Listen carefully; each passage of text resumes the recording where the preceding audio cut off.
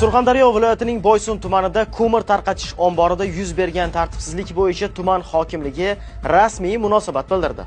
Ta'kidlanishicha, holat 8-oktyabr kuni Boshrabot mahallasida joylashgan ko'mir omborida sodir bo'lgan. Shu kuni aholiga kuz-qish mavsumi uchun tarqatish maqsadida 278 tonna ko'mir keltirilgan.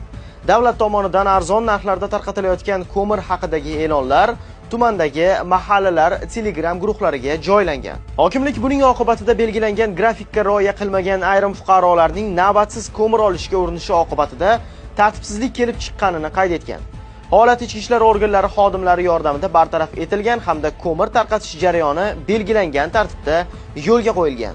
Bildirilishicha, endi bunday holatlarning oldini olish maqsadida ko'mirni mahallalar kesimida qat'iy belgilangan grafik asosida huquqni muhofaza qiluvchi organ xodimlari ishtirokida tartib bilan tarqatilishi belgilangan. Hokimlikka ko'ra, oldinda turgan qish mavsumi uchun Boysun tumaniga jami 3036 tonna ko'mir keltirish rejalashtirilgan.